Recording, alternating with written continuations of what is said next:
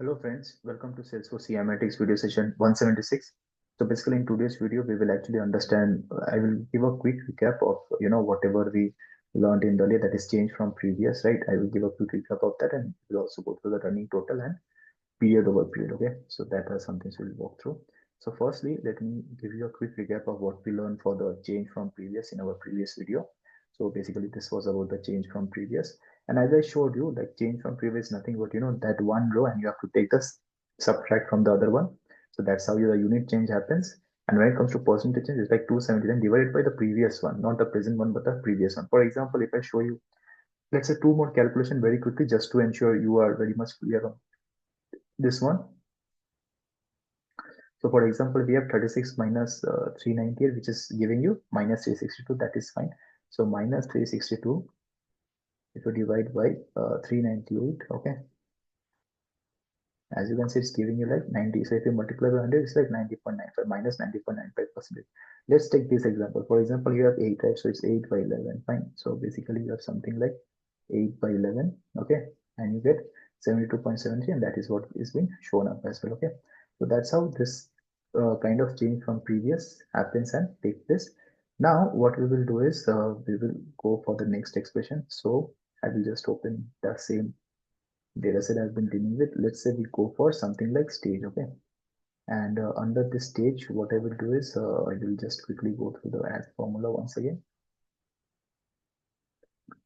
and we will go for this one called running total. So let's understand the definition. It says sums the current row with all the previous rows in the group. Okay, that's how simple it is. Like it will sum the current row with all the previous row, and we will check this part as well very quickly. So here, let me just write it out as running total. Okay, and I will click on apply. Now, as you can see, it's like, this 119 will be as it is. Now, the next one will be 119 plus 39. Okay. So maybe I will just show you a couple of the calculations in my calculator. It's like 119 plus 398. Okay. It is like 517. Okay. Again, what will come in the next row? So basically, it's 517 plus 36. Okay. So if you do 517 plus 36, it's like 553. Okay. Similarly, this will continue. So whichever number can just zigzag, you have to add the next one in a zigzag manner, and that's how it will result will come. Okay, just like 553 plus 17 once again, which is like 570. So 570 plus 20, as you know, is 590 plus 11 again 106. Finally, at last, you will actually get the total number of rows which you have for each of the stages. Okay, that's how the total will be. For example, like if I just open this up once again, okay, and I will just go to my computer so that I can show you the total of the stages. So if I go for this stage, okay, and if I go for this show total, so as you can see 711, and that's what you will get over here. So basically at last you will get the total as like whatever the total number of stages count of rows is there, that is something you will get at the last for sure. Okay, that's how this running total will work. That's how you can evaluate if the running total is working fine or not by checking the last value of that running total. Okay, so that's about this one. And let's say very quickly, I will of course go to my compare table only and just save this as running total. Okay,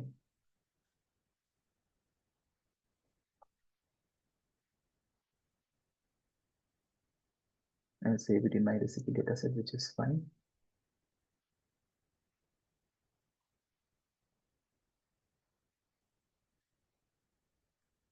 Okay, with this being done, let's go for the next one, which is the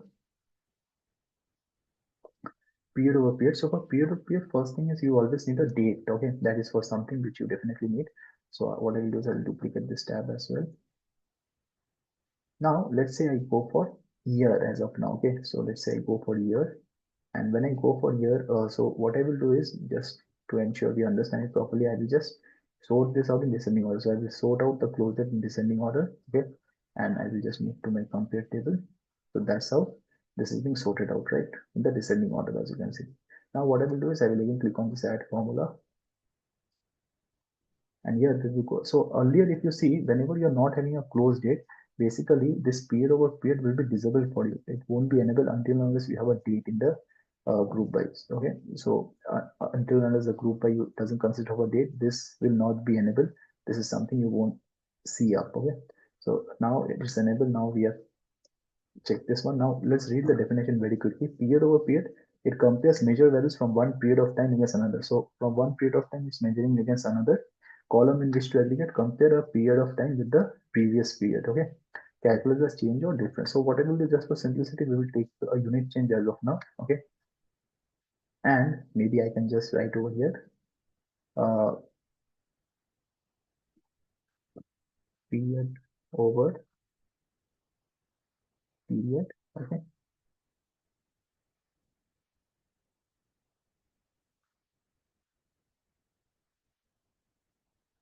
y over. Okay, and I will click on apply.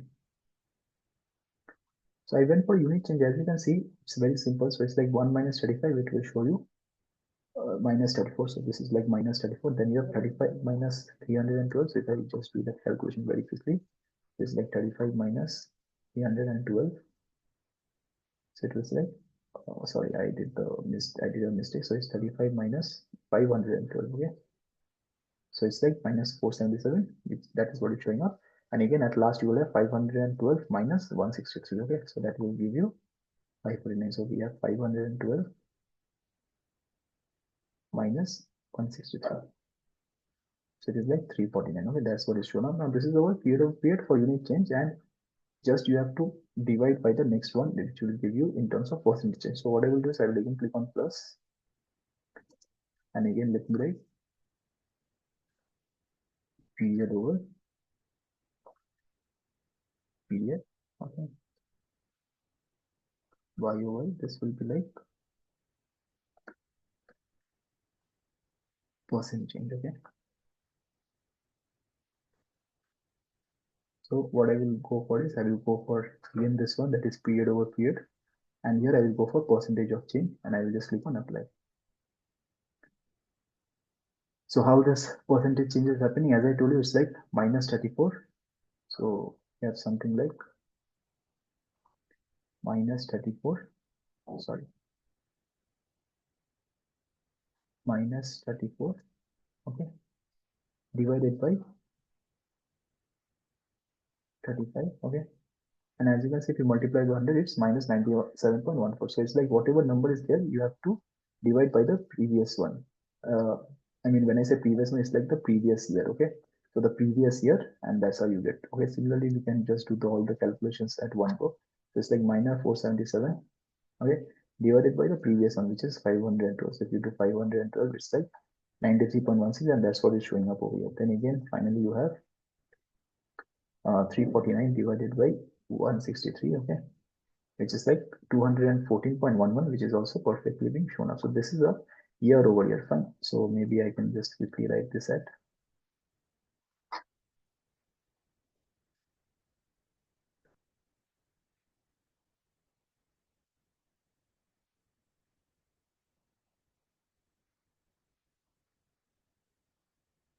this, like period over period y over y. I will just click on save.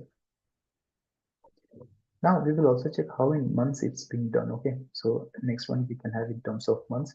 So for example, again I go for this close date itself. Okay, I will go for month right now, and if I go for month again, it will be like, so let me go for month in descending order, which is fine. And again I will go for this add formula, and here what I will do is I will again go for, okay, here also if you say is disabled for period over period, the table must have at least two measures and one of the following date groupings: year, or it should be year quarter, it should be year month, year week, or year Monday. Okay, so the thing is that it will not work out if you give the close date as month, because it's clearly mentioned over here. If you see, if I hover over here, that it has to be year or year quarter, year month, year week. So basically that year has to be there. Along with year, you can take another combination. Okay, so what we will do is we will close this one again, and maybe this is not needed right now. And what I can do is here, instead of year, I can go for year month. Okay, that's how I can go. And over here, I can just go for, I think this is in descending order, which is fine. Okay, so now I can click on add formula. Fine. Now this has come up a bit differently. Let me refresh this once again. Okay, so we have the count of rows. Let me take year month, and I will go to my compare table, and here I will just sort it out by descending order. Okay. Okay. Now it's completely fine. As you can see, we have the year month. Now what I will do is I will go to this add formula. Now it's enabled right now, period over period. So you have to take year along. Either you can take year or you have to take a combination along with year. It can be year, month, year, quarter, year, week. Okay, and yeah, year, month, day. So I'm going for period over period right now. First of all, we will calculate the unit change very quickly, and I will just click on apply. So it's like, sorry, this not will be year over year. It will be month over month. I'm sorry about that. It will be month over month. Okay. So as you can see here, so month over month is like 1 month after the next one. So it's like 1 minus 1, which is giving you 0. Okay, this month compared to the next month, it is like 1 minus 2, which is minus 1. Again, 2 minus 15. So month over month is like when you have sorted out in the descending order, the next row it will take and it will calculate the difference. As you can see here, so 1 minus 1 is like 0, 1 minus 2 is like minus 1, 2 minus 15 is like minus 13, 15 minus 17 is like minus 2, 17 minus 18 is like minus 1, 18 minus 26 is like minus 9. Okay, that's how the month over month change is being done, and this is pretty simple. So here I can very quickly write,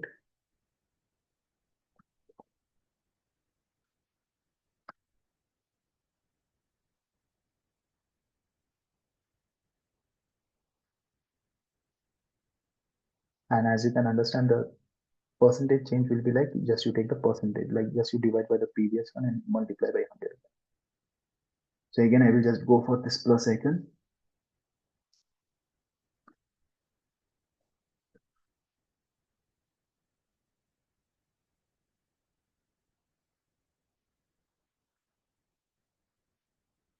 Like percentage of change, and again I will just go for period over period. It will be month over month. Okay, and again it's a percentage change, which is fine.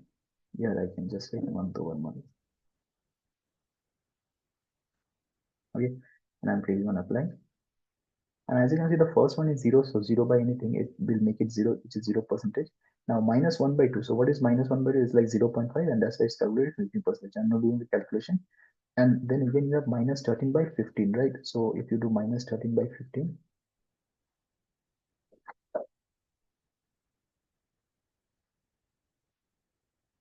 it is like 86.67. So that's what minus 86.67. Then you have something like minus 2 divided by 17. Okay, so we can do that for us very quickly. So it's like minus 2 divided by 17. So it is like minus 11.76, and that is what something you can see over here. So this is how the calculation for month over month is done. Okay, and maybe very quickly I can save this at.